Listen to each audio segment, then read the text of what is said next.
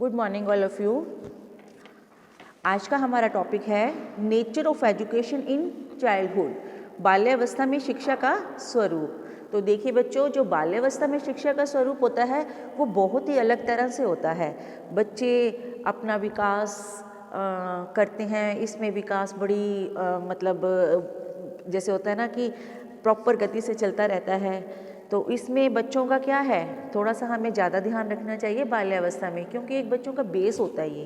तो जैसे हम किसी भी चीज़ की नींव होती है उसको मजबूत रखेंगे तो आगे वो उसके ऊपर जो बनाया जाएगा। हम कुछ भी बनाते हैं, घर बनाते हैं, बिजनेस करते हैं, कोई इसके ऊपर दुकान बनाते हैं, तो वो कैसी होगी, मजबूत होगी। ऐसे ही बच्चों का बेस अगर स्ट्रॉन्ग होगा तो आगे जो भी इनको बनना है बच्चों को, वो उनका जो वो होगा वो स्ट्रॉन्ग होगा आगे बनने के लिए। जो भी बनते हैं बच्चे, engineer, doctor, teacher, IAS officer, जो कुछ भी बनेंगे वो आगे स्ट्रॉन्ग होंगे। ठीक है, तो देखिए सबसे पहले क्या है आपका सेटिस्फैक्शन ऑफ क्यूरियोसिटी, जिज्ञासा की संतुष्टि। तो बच्चों में आप लोगों को पता है कि जिज्ञासा की संतुष्टि करनी बहुत ही मुश्किल है। बच्चों में जिज्ञासा बहुत ज़्यादा होती है। तो इस अवस्था में बालकों की रुचि क्या है, लगातार बदलती रहती है। ऐसे में बालकों की जो विषय सामग्री है वो साहस, विनोद, मनोरंजन से भरपूर एवं रोचकता से पूर्ण होनी चाहिए।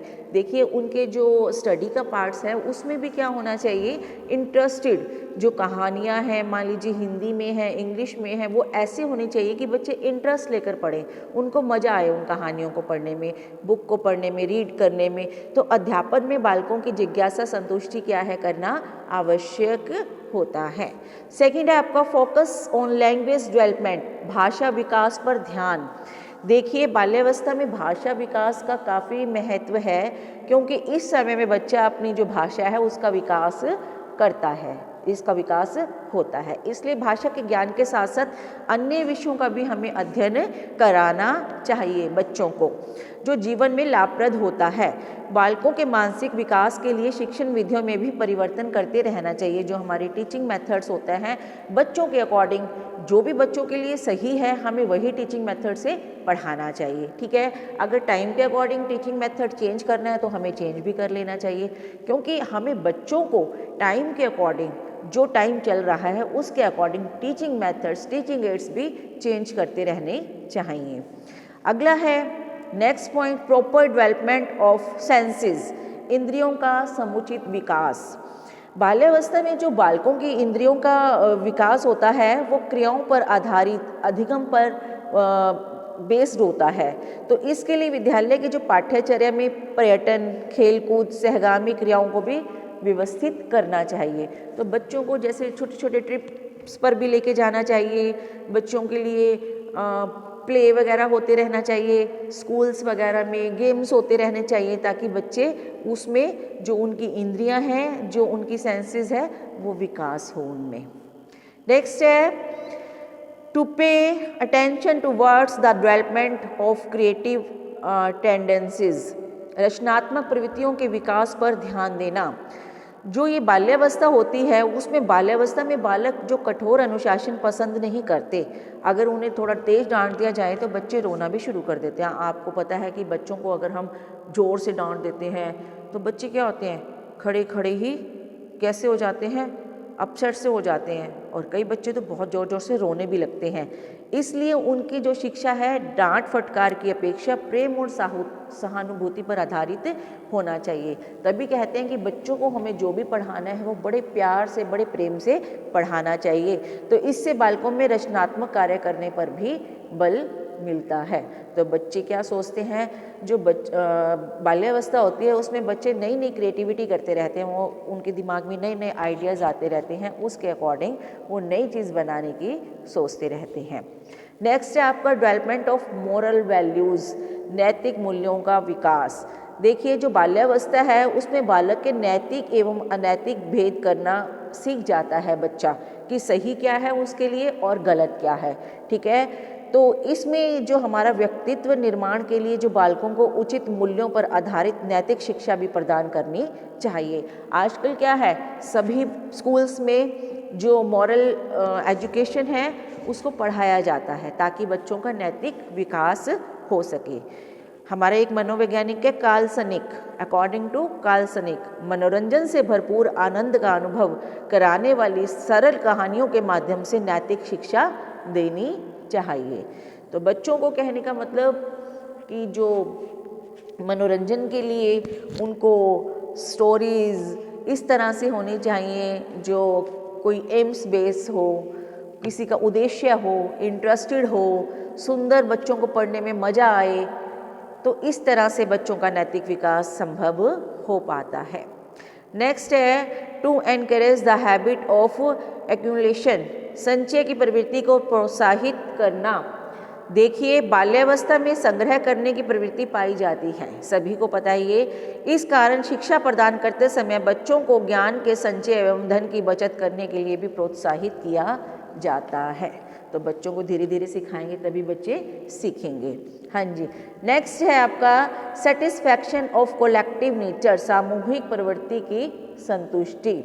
जो बाल्यावस्था है इसमें बालकों में जो समूह में रहने की प्रवृत्ति देखी जाती है, बच्चे ग्रुप में रहना पसंद करते हैं अपने फ्रेंड सर्कल के साथ।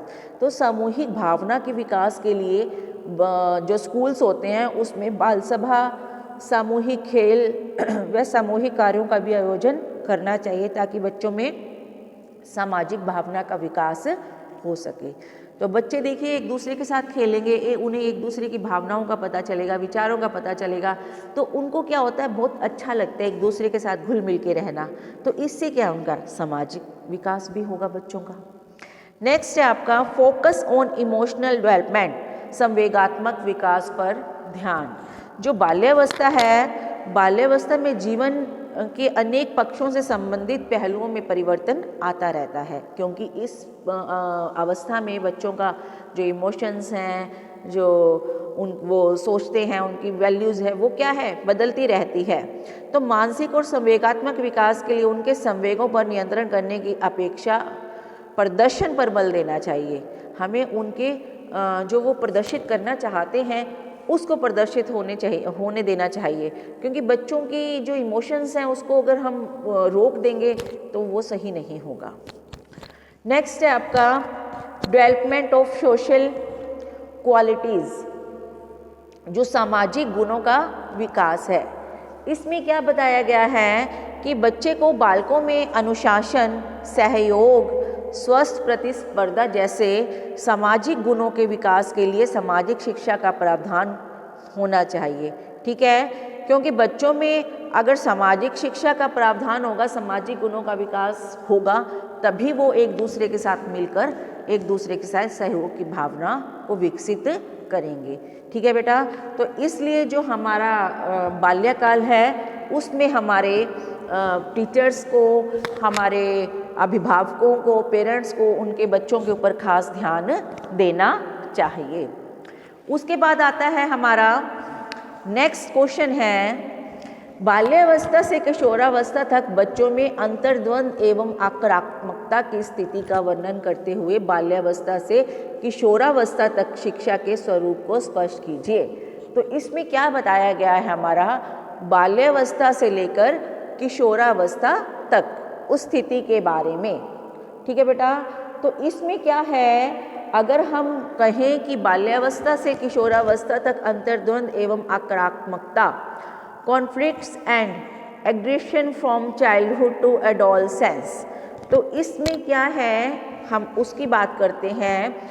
मानव विकास की जो दूसरी अवस्था है, पहली कौन सी होती है, शैशवावस्था, जो दूसरी होती है वो बाल्यावस्था।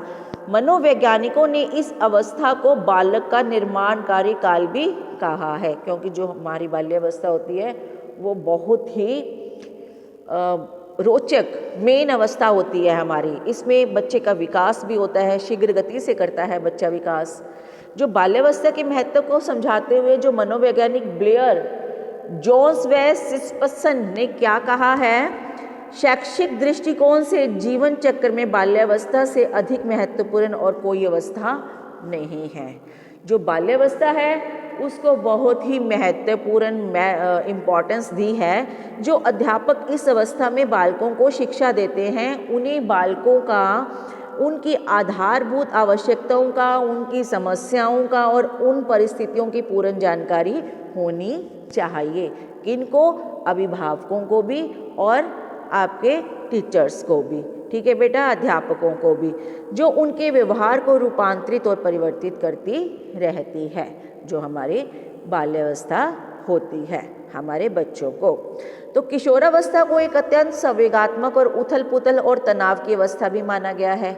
अगर हम देखते हैं जो किशोरावस्था है वो एक तूफान की अवस्था है, ठीक है बेटा, लेकिन जो कुछ मनोवैज्ञानिकों ने इसे अलग अलग नाम दिया है। कईयों ने इसे एक अटपटी तथा समस्यात्मक व्यवस्था कहा है कि ये बालक जीवन की अत्यंत कठिन व जटिल अवस्था है, क्योंकि इस अवस्था में बालक में शारीरिक, मानसिक, संवेगात्मक परिवर्तन निरंतर और क्रमशः होते रहते हैं। ठीक है बेटा, तो आज का हमारा जो किशोरावस्था है उसके बारे में हम साथ में बात कर रहे हैं। तो आज हम ये टॉपिक भी बीच में डाल देते हैं। आपका ये जो किशोरावस्था है वो उसमें हमारी बच्चों के साथ क्या होता है। ठीक है बेटा, अगर हम बाल्यावस्था से किशोरावस्था में पहुंचते हैं तो किशोर में अंतर्द्वंद और किसकी प्रक्रिया होती है?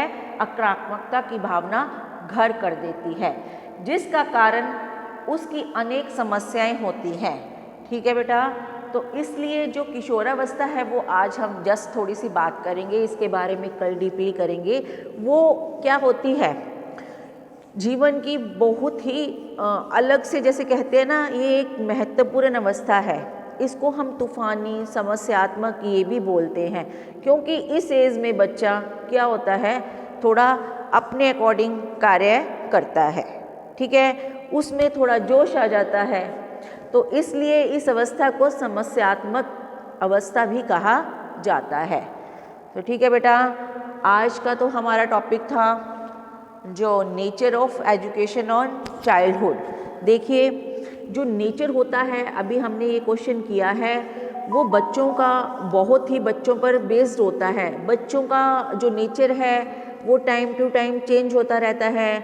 तो उसमें क्या होता है कि बच्चों का जो इस एज में हमें बहुत ध्यान भाषा पर भी रखना चाहिए, उनके इमोशंस पर भी रखना चाहिए, उनकी एक्टिविटी पर भी रखना चाहिए, क्योंकि जो ये ध्यान होता है बच्चों का, ये अवस्था होती है, ये बहुत ही महत्वपूर्ण है। ठीक है, इसमें बच्चे बहुत कुछ सीखते हैं। बच्चों में सामाजिक भावना, सामूहिक भावना, इमोशंस, ये गुण बहुत ही जल्दी वितरित होते हैं। तो इनके अंदर गुणों का विकास भी इसी अवस्था में आता है। ठीक है बेटा, तो ये अवस्था क्या है? बाल्यावस्था की बहुत ही मेन अवस्था।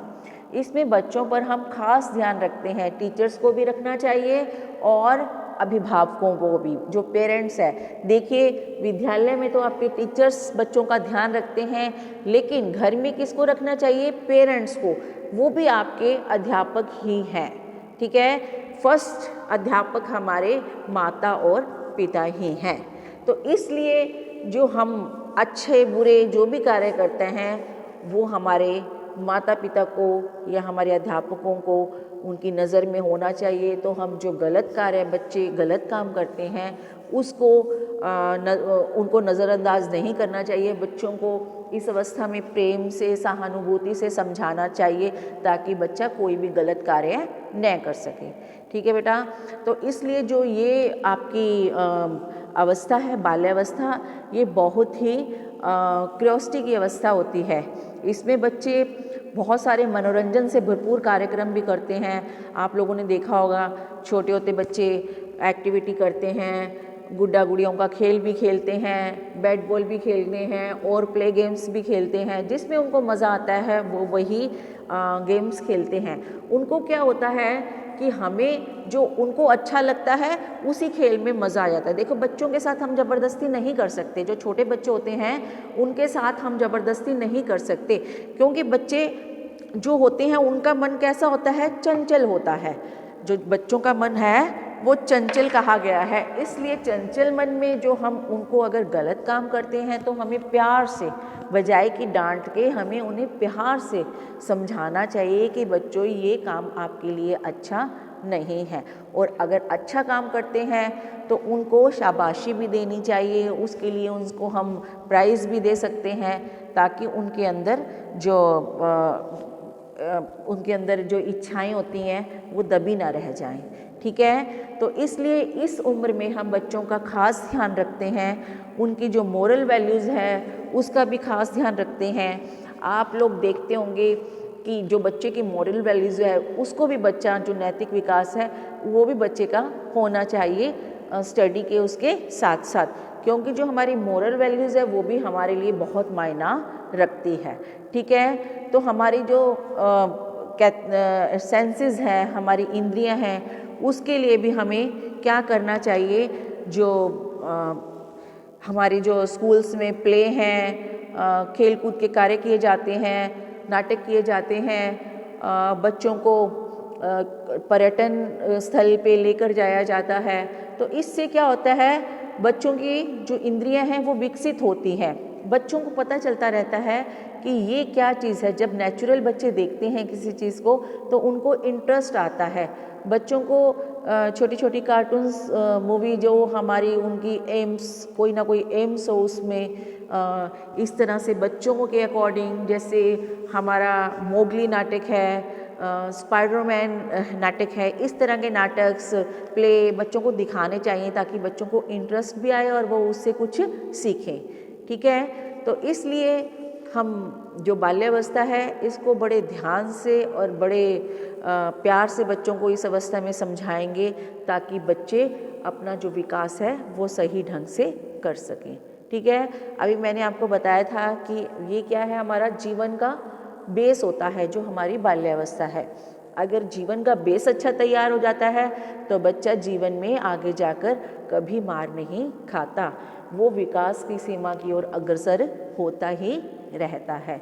ठीक है, तो इसलिए इस अवस्था में हमें बच्चों का पूरी तरह से विकास करना चाहिए, उनके खाने पीने पर प्रॉपर ध्यान देना चाहिए, और शिक्षा से रिलेटेड उनके साथ कहते हैं कि कोई भी इग्नोर उनको नहीं करना चाहिए।